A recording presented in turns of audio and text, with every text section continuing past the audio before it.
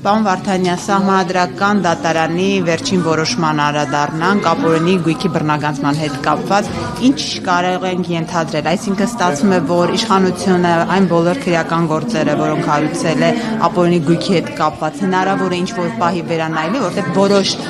առումով դա հակասահմանադրական օրենք է համարվում։ Ոչ, Սահմանադրական դատարանը օրենքը հակասահմանադրական չի համարել։ Սահմանադրական դատարանը երկու կարգավորումներ մեկնաբանել է եւ ըստ էության իրավագիտար պրակտիկային հուշել է հետեւյալը, որ այս կանոնակարգումների պարագայում դուք պետք է առաջնորդվեք այն մեկնաբանությամբ, որը տվել է Սահմանադրական դատարանը։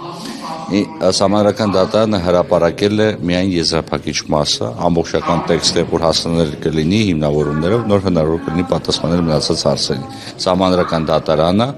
ապօրինի ծագում ունեցող գույքի մասին օրենքը հակասահմանադրական չի ճանաչել։ Այն տվել է մեկնաբանություններ, որը վերաբերում է օրենքում առկա երկու խումբ կարգավորումներին։ Պարոն Վարդանյան, Սահմանադրական դատարանը փաստորեն նեղացրել են գույքերի շրջանակը, որոնք կարող են անցնել այս օրենքով եւ խոսքը միայն հանցանքի հետ կապ ունեցող գույքի մասին է եւ պաշտոնը զբաղեցնելուց հետո ձեռք բերված գույքի մասին։ Արդյոք չի նշանակում, որ բազմաթիվ գործեր, որոնք կան այս պահին, ուղղակի փլվելու են դատարանում։ Ցանկացած գործ պետք է ուսումնասիրել կոնկրետ հանգամանքների շրջանակներում, Սահմանադրական դատարանը չի նեղացել գույքի շրջանակը, Սահմանադրական դատարանը նման գործառույթ Սահմանադրական դատարանը մեկնաբանել է այդ կանոնակարգումները եւ ըստ էության իրավագիտար պրակտիկայի շրջանակներում տվել է դիրքորոշում, որով պետք է առաջնորդվի իրավագիտարը։ Այսինքն, եթե 91 թվականից սկսած մարդը պաշտոն է զբաղեցրել եւ որոշակի գույքի է տիրապետում, բայց պաշտոն չունի այս պահի դրությամբ, այդ մարդու գույքը ենթակա է բռնագանձման։ Տեսեք, խոսքը վերաբերում է նախ ցանկացած առանձին դեպք, ընդհանրացումներ չեն կանում, առանձին ուսումնասիրությունների կարիք ունի։ 1. Երկրորդը, հիմքում օրենքի սկզբանը դրվել է հետեւյալը. գույքը ի սկզբանե պետք է ապօրինի ծագումի ենթադրի։ Եթե ապօրինի ծագումը առկա է եւ այդ ծագումը փոխկապակցված է անձի կողմից, որ անհամատեղելի պաշտոն է զբաղեցրել ծավալած ապօրինի գործունեության հետ, ապա այդ գույքը պետք է վերադարձի իրական սեփականատիրոջը, բայց ել եմ ասում, որովհետեւ կարողանանք մենք վերջնական դիրքորոշում արտահայտենք Սահմանադրական դատարանի կողմից կայացած որոշման մասին, մենք պետք է ունենանք ամբողջական տեքստ, որտեղ Սահմանադրական դատարանի որոշումը առաջի բառից մինչև վերջին վերջակետ դիտարկում որպես մեկ միասնական փաստաթուղթ եւ այդ շրջանակներում պետք է ուսումնասիրել դեռ եզրափակիչ մասից զատ այլ մասերը, հիմնավորումները, պատճառաբանական մասը հրապարակված չի, հրապարակվի խոսենք։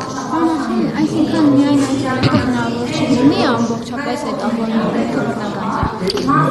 Ապօրինի գույքը հնարավոր կլինի ամբողջությամբ բռնագանձել։ Այստեղ Սահմանադրական դատարանը տվել է որոշակի չափորոշիչներ, որոնցով պետք է առաջնորդվեն իրավագիտարները այդ գույքը իդենտիֆիկացնելու եւ այն սուբյեկտներին իդենտիֆիկացնելու, որոնք ընկնում են այս օրենքի ազդեցության ներքո։ Պարոն Վարդանյան, եւ մի հարց էլ, վարչապետը խոսեց երթվյալ ատենակալների ինստիտուտի ներառման մասին, բայց մենք քիչ դժվարությամբ ենք պատկերացնում, օրինակ ովքեր կարող են լինել երթվյալ ատենակալների, ինչ ազդեցություն կարող են ունենալ դատական գործերի քննության վրա։ Երթվյալ ատենակալների մասնակցության տարբեր մեխանիզմներ կան տարբեր երկրներում, առավել զարգացած համակարգ գոյություն ունի Միացյալ Նահանգներում, անգլոսաքսոնական համակարգում, բայց եվրոպական իրավական համակարգերը, մասնավորապես Ֆրանսիայի, Գերմանիայի համակարգը եւս ենթադրում է նմանատիպ ինստիտուտների առկայությունը։ Խոսքը վերաբերում է այն դեպքերին, եթե դասական մեծ Ամերիկայի Միացյալ Նահանգների օրինակն ենք փորձում վերլուծել, ապա այստեղ երթվյալները ընտրվում են կողմերի կողմից, տարբեր նահանգներում տարբեր կանոնակարգումներ կան իհարկե, բայց նրանք որոշում են բացառապես անձի մեղավորության համամեղության հարցը։ Նրանք են իրականացնում այդ մասով արդարադատություն։ Մնացած հարցերը ըստ էության կարգավորում է դատարանի կողմից, այսինքն դատավոր միշտ ներկայ է գտնվում, երբ որ կա երթվել ատենակալների ինստիտուտ, որոնք որպես կանոն չպետք է նախկինում դատված լինեն, չպետք է որոշակի փոխկապակցություն ունենան կողմերի հետ, բայց սա քննարկում է, որ իրավաչափը են կարելի է ծավալել հաշվի առնելով նաև այն հանգամանքը, որ 1995 թվականի խմբագրությամբ Հայաստանի Հանրապետության Սահմանադրության մեջ ըստ էության ոչ թե նախատեսում էր, այլ սահմանում էր հնարավորություն երկրորդ ատենականների մասնակցությամբ դատավարություն իրականացնել։ Նոր քննարկում չի սա 95 թվականի սահմանության մեջ արկածավակերպում ա եղել, թեև եթե վերադառնանք Հայաստանի պատմությանը, ապա մենք ռուսակնում են եղել երկրորդ ատենականների դատարաններ, որոնք բավականին արդյունավետ են գործել, եթե ուսումնասիրենք միջհեղափոխական շրջանների դատարանները, ապա կտեսնենք, որ արդարադատության մատչելիության եւ արդարադատության իրականացման տեսանկյունից դրանք որոշակի առումով արդարացրել են իրենց գոյությունը, բայց ամեն ինչ կախված է նաեւ նրանից, թե ինչ մոդել նախ առաջինը պետք է որոշի ժողովուրդը, որտեղ դա սահմանադրություն սահմանական կարգավորումներ պահանջող գործընթաց է։ Երկրորդ պետք է հասկանանք ինչ մոդելով ենք առաջնորդում եւ այդ մոդելը ինչին է հանգեցնում։ Վարդանյան վերջին թե խորհրդարանական թե արտախորհրդարանական ուժերի մոտ առանձնահատուկ ագրեսիա է նկատվում։ Շատ գործիչներ, փորձագետներ կարծում են, որ դա կապված է Սահմանադրական դատարանի վերջին որոշման հետ։ Երեք արդեն փողոց էին փակել, իսկ խնդրեմ ձեր կարծիքը։ Գիտեք, անձը իր գույքը, հատկապես ապօրին ձեռբերած գույքը, սովորաբար ձգտում է պաշտպանել բոլոր հնարավոր միջոցներով։ Չեմ ուզում նման մեկնաբանություններ անել, բայց ամենայն դեպս ես բազում դեպքերում ասել եմ, հիմա էլ պետք է ասեմ, ես զարմացած էի, զարմանում եմ եւ շարունակելու եմ զարմանալ մեր ընդդիմադիր այն գործընկերների վարքագծի վրա, որոնք ապօրինի ցակում ունեցող գույքի մասին օրենքը ամբողջությամբ սկսած սահմանումներից ավարտված եզրափակիչ եւ անցումային դրույթներում վիճարկել են Սահմանադրական դատարան, ըստ էության վիճարկելով այդ ինստիտուտը որպես այդպիսին։ Սահմանադրական որ վիճակում էին, ասում էին, երբ որ ճանաչվի հակասահմանադրական, պետությունը արդեն իրենց ավելի մեծ չափով փոխհատուցում է տալիս, տալու քան այն գույքը, որ բռնականցվել է։ Բայց իրանք մեխանիզմներ հակասահմանադրական օրենքը չի ճանաչվել։ Օրենքը հակասահմանադրական չի ճանաչվել։ Սահմանադրական դատարանը կարող ընդունի 3 տեսակի որոշում։